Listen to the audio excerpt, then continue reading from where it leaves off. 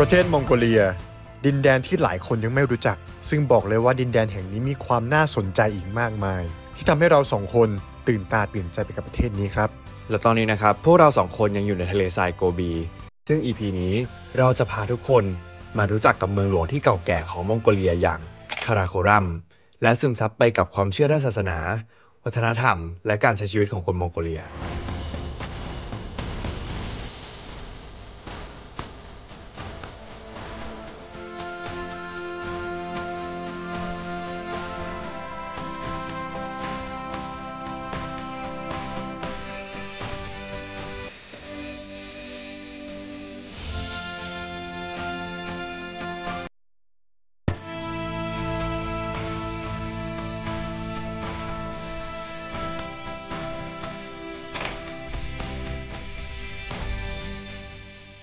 ที่แรกของเราชื่ออารามช้างครับซึ่งคำว่าอารามกับวัดเนี่ยความจริงก็ความหมายเหมือนกันก็คือวัดช้างก็คือวัดว่าอะไรวัดว่าอารามโอ้โหทุกคนโอ้เหมือนบ้านมู่หลานอะจริงดูหลังคาดิมีหญ้าขึ้นรอน่ารักมากเลยโอ้มีพระด้วยวันนี้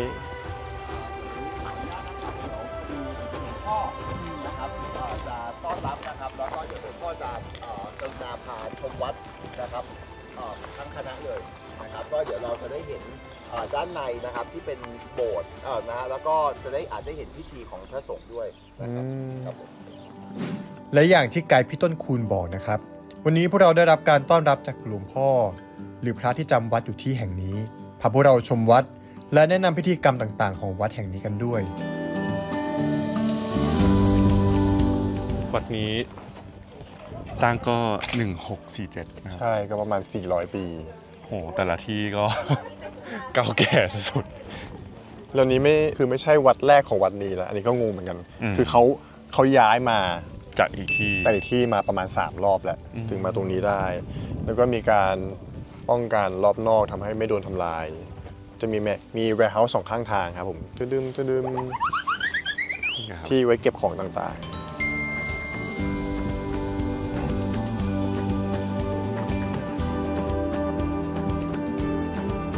ช้างโมนาสทรีหรืออารามช้างนะครับมีบทบาทสำคัญในประวัติศาสตร์และวัฒนธรรมทางพุทธศาสนาของมองโกเลียวัดแห่งนี้นะครับยังคงเป็นสถานที่ที่ปฏิบัติธรรมและศึกษาพระธรรมของชาวพุทธในมองโกเลียด้วยครับและที่เรากำลังจะพาไปดูนะครับเป็นพิธีกรรมการทำลูกปัดหรือเครื่องรางของวัดแห่งนี้ซึ่งการทำลูกปัดของวัดในมองโกเลียถือเป็นพิธีกรรมที่มีความสำคัญมากๆในหลายด้านเลยนะครับอย่างแรกเลยนะครับลูกปัดเนี่ยมันจะถูกใช้เป็นเครื่องมือในการสวดมนต์แล้วก็ปฏิบัติธรรมครับมันจะช่วยส่งเสริมสมาธิแล้วก็การระลึกถึงคำสอนของพระพุทธเจ้าส่วนด้านวัฒนธรรมและท้องถิ่นนะครับลูกปัดเนี่ยก็ถือว่าเป็นความเชื่อนะครับในการที่เขาจะเชื่อมโยงกับบรรพบุรุษครับส่วนอย่างที่3เนี่ยยังมีด้านเกี่ยวกับสัญลักษณ์ทางจิตวิญญาณนะครับลูกปัดก็ถือเป็นสัญลักษณ์ของปัญญานะครับแล้วก็ความกรุณาใช้เพื่อเสริมสร้างความสงบแล้วก็ความสุขภายในตัวตนครับพิธีกรรมนี้จึงมีบทบาทสำคัญในด้านศาสนาวัฒนธรรมและเป็นการแสดงออกถึงความเชื่อมั่นในศาสนารวมถึงเป็นการรักษาและส่งต่อมรดกทางวัฒนธรรมให้กับคนรุ่นต่อไปด้วยนะครับ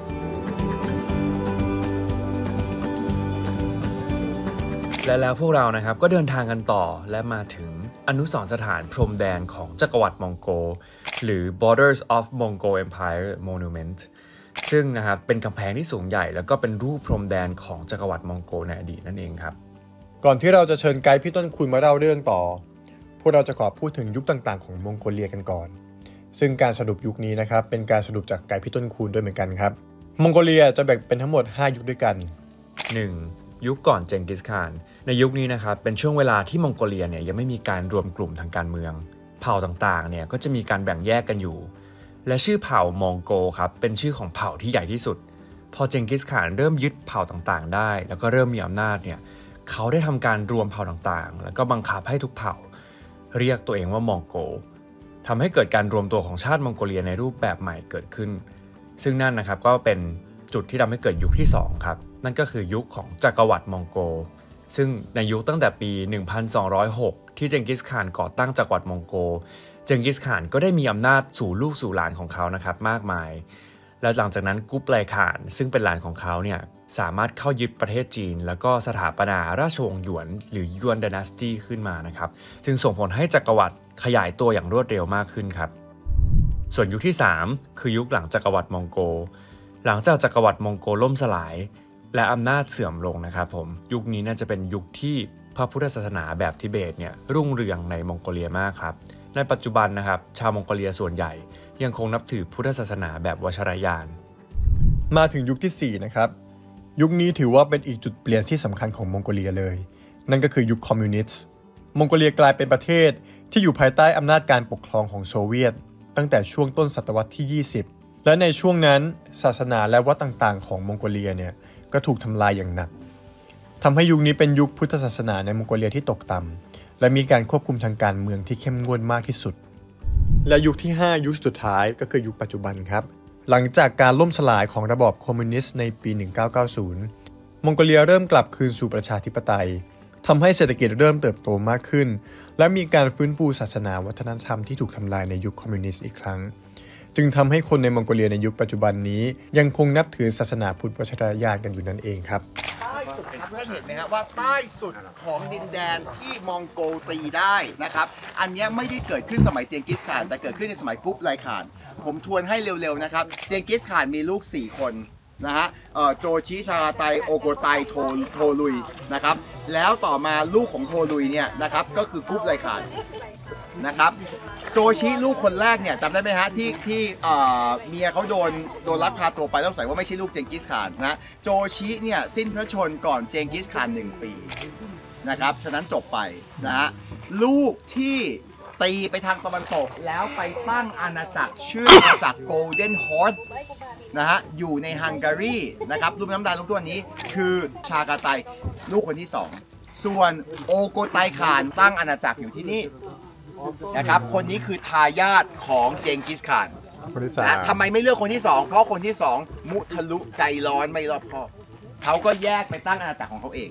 นะคนที่3ได้เป็นรัชทายาทต่อมาแต่คนที่3มีลูกแต่ลูกเนี่ยครองราชย์แป๊บเดียวแล้วตาย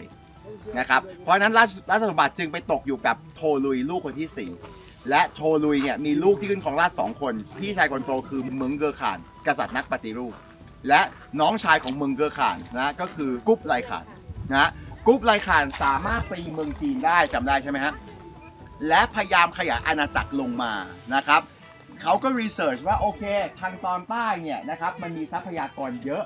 ฉะนั้นเราจะสังเกตว่าใต้สุดที่อาณาจักรมองโกย้อยลงมาถึงในสมัยราชวงศ์หยวนคือรัชกาลพระเจ้ากุ๊ปไลข่านเนี่ยคือทางตอนเหนือของพม่าครับมีท่านไหนเคยไปเที่ยวเมืองคุกามไหมครับเมืองแห่งทะเลเจดี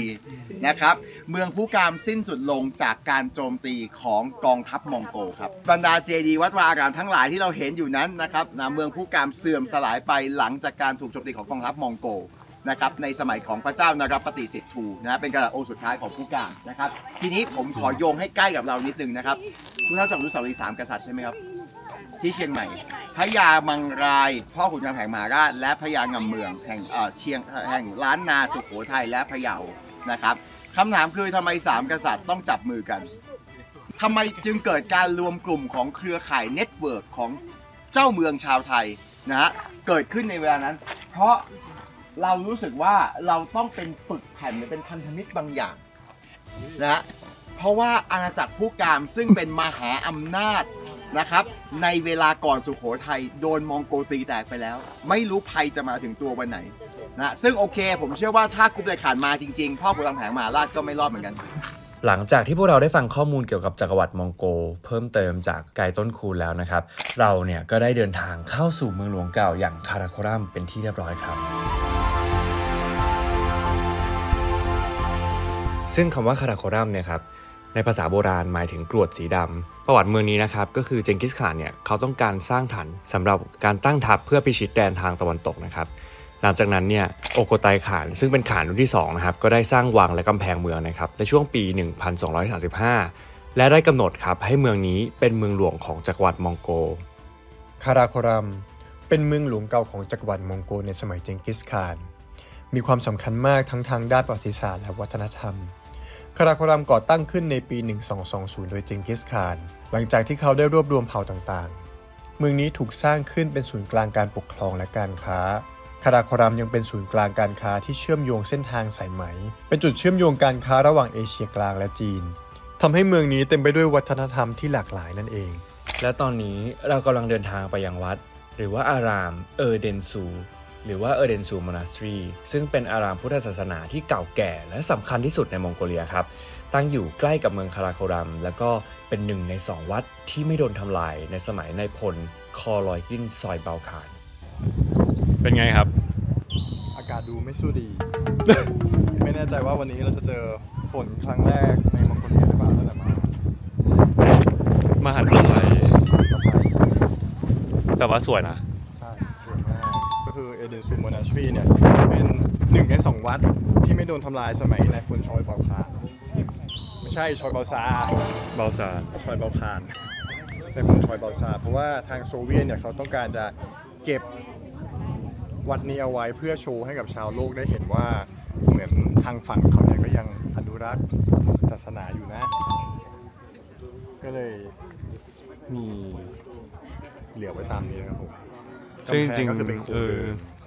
ทุกวัดที่เราผ่านมามันเป็นซากไปหมดแล้วแต่อันนี้ก็คือพอเห็นเต็มๆแล้วโคตรสวยวัดแห่งนี้สร้างขึ้นในปี 1585 โดยอับไตไซคานผู้ปกครองมองโกเลียในขณะนั้นหลังจากที่เขาเปลี่ยนมานับถือพุทธศาสนาวัชรยานอารามแห่งนี้ถือว่าเป็นวัดพุทธแห่งแรกของมองโกเลียและมีบทบาทสำคัญในการเผยแผ่ศาสนาและเป็นสถานที่ที่ชาวมองโกเลียใช้ในการปฏิบัติศาสนากิจแต่ความน่าสนใจของวัดแห่งนี้นะครับคือในช่วงยุคคอมมิวนิสต์มองโกเลียในช่วงทศวรรษที่ 1930 ภายใต้การปกครองของโซเวียตอารามและวัดพุทธศาสนาหลายแห่งถูกทำลายแต่ว่าอารามเดนซูแห่งนี้นะครับไม่ถูกทำลายเลยแม้แต่นิดเดียวแต่ว่าต้องถูกปิดแล้วก็สูญเสียบทบาททางศาสนาไปเลยครับแต่หลังจากการเปลี่ยนแปลงทางการเมืองในปี 1990 มองโกเลียกลับมาฟื้นฟูอารามเดนซูและเปิดให้กลายเป็นสถานที่ทางศาสนาและสถานที่ท่องเที่ยวครับอารามเดนซูในปัจจุบันเป็นหนึ่งในสถานที่สำคัญทางวัฒนธรรมและประวัติศาสตร์ครับซึ่งได้รับการขึ้นทะเบียนมรดกโลกจากยูเนสโกในฐานะส่วนหนึ่งของโบราณสถานคาราโครัมอีกด้วยนะครับ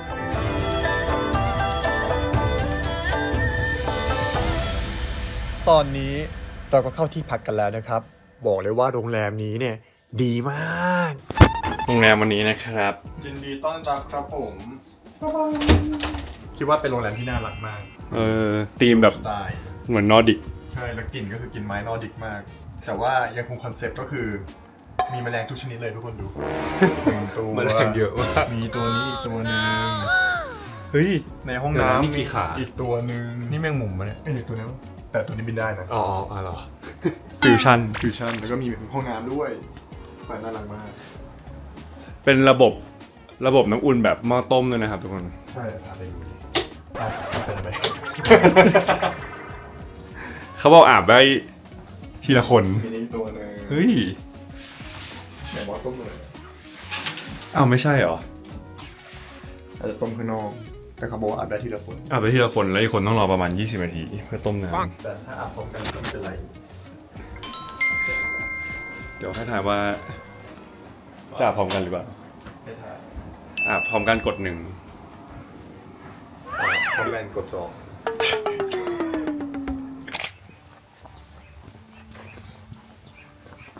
ไม่ต้องมีอะไรเดินรอเฉยๆใช่ไม่มีอะไรคอนเทนต์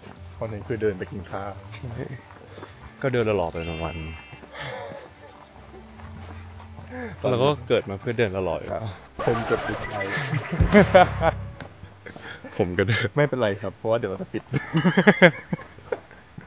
ไปก็ไม่เห็นโรงแรมวันนี้เราก็มีคือดีไซน์มันค่อนข้างต่างกับอันอื่นมันจะเป็นทรงฟิวเจอริสติกทรงมันวัดแห่งใหญ่แห่งหนึ่งที่แถวรังสิตต้นด้วยทอโถงเนี่ยสิ่งนี้โอกาสเฮ้ยมันดูแบบไม่ใช่มองโกเลียมันเจ๋งมากเลย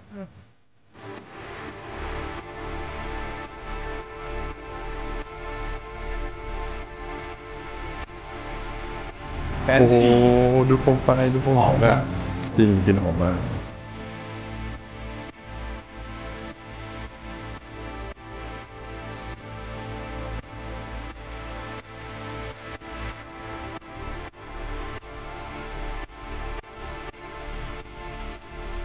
แต่ที่ที่เรากำลังจะไปกันนะครับก็ทำให้พวกเราเนี่ยได้รู้สึกว่ามาถึงทะเลทรายของจริงนะครับเพราะว่าพวกเรากำลังจะได้ขี่อูฐกันแล้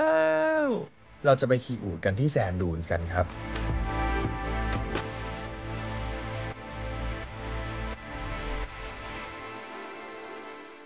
ดืม ก็คือโรงแรมนอนสบายมากเลย ใช่หลับปุ๋ย ถ้าใครจะมานะครับมันชื่อว่า อาซาโฮเทล อาซาโฮเทล อยู่ที่คาราโคลัม เหมือนว่าเจ้าของจะเป็นคนญี่ปุ่น และการเดินทางของเราในวันนี้ เราจะ ตืมแพนหาน้องก่อนตืม ขี่ม้า หมาแบบมีหนอก2 หนอก ม้าตัวใหญ่มาก จริง เฮ้ยหางมันน่ารักมากเลยอะหางมันปัดแบบหางน่ารักมากทุกคนดูดิ หาง นี่ ปัดเป็น นี่ จังหวะอะโอ้อูฐที่นี่คือยูนิคนะมันมี2แบบ มี2 หนอก 2 หนอชุดก็คือเซ็ตมาแล้ว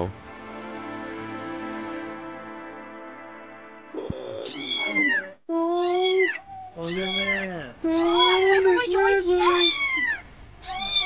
นี่ไม่กี่วันนะเนี่ย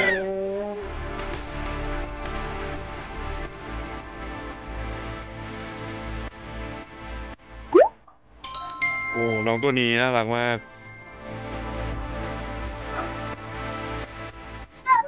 มีเทคนิคไหมครับ เทคนิคการขึ้น ให้ขึ้นจากฝั่งซ้าย เสร็จแล้วก็ปล่อยไปตามหัวใจมาแล้ว สูงมาก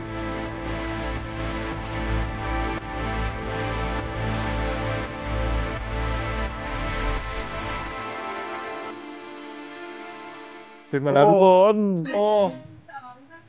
ตอนนี้กำลังเดินเป็นจังหวะเสียงเพลงแห่งทะเลทรายเสียงเพลงทะเลทรายแบบดูนนะแบบดูน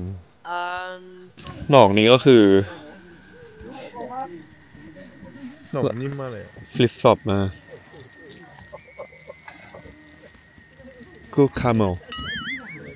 Good camel แต่ว่าตกปุ๊บพันขึ้นเลยนะ สาย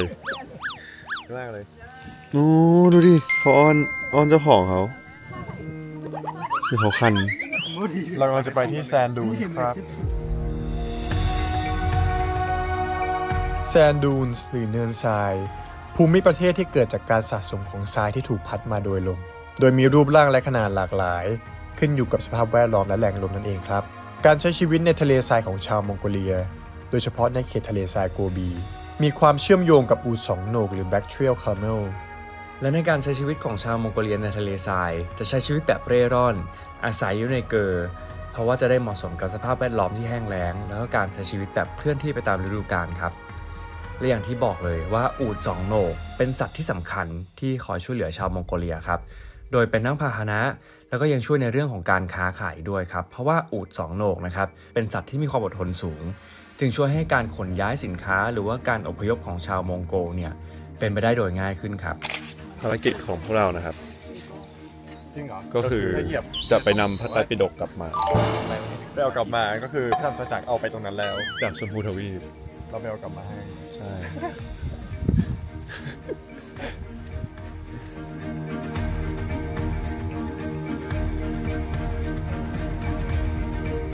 โยกตามอูฐ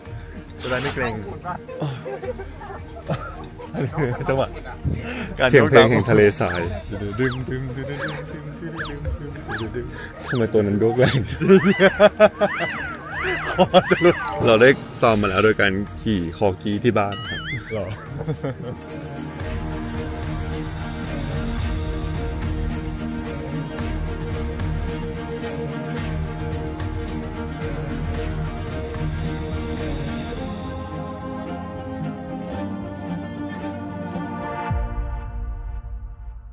ก่อนนอนคืนนี้ เหมือนจะมีภารกิจ มีภารกิจ เพราะว่าวันนี้จะเป็นวันที่เราต้องมานั่งตรวจเทปนะครับของ เฮ้ย ดรีม ตรวจเทป ว่าทั้ง3 คนจะทำอะไรกับเราบ้าง ตรวจเทปที่มองโกเลียกันเลยตอนนี้ จริง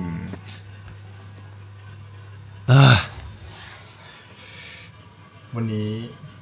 ทำไมคุณ ขอย้อนก่อน นุ่งน้อยห่มน้อย ว่าฉันนอน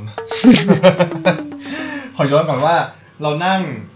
รถมาจากที่ไหนนะ นั่งรถมาจากคาราโครัมครับ ใช่คาราโคลัม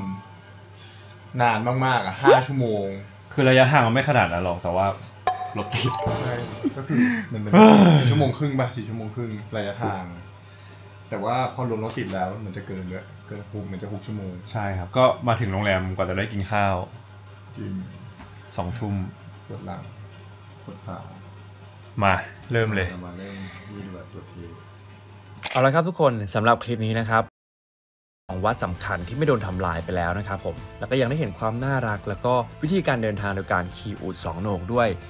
สำหรับ EP หน้านะครับน่าจะเป็น EP สุดท้ายสำหรับมองโกเลียเราจะพาทุกคนกลับเข้าไปที่เมืองหลวงอีกครั้งหนึ่งไปเยี่ยมสถานที่สำคัญต่างๆและที่สำคัญนะครับจะพาทุกคนไปชมเทศกาลที่พวกเรารอคอยคือเทศกาลนาดำกันแล้วครับพวกเรา2 คนต้องขอบคุณสำหรับกระแสตอบรับสำหรับ2 คลิปแรกรวมทั้งคลิปนี้กันด้วยนะครับยังไงพวกเราต้องขอฝากช่อง Sunny Side ได้กันด้วยฝากกดไลค์กดแชร์กด Subscribe กันด้วยนะครับผมบ๊ายบาย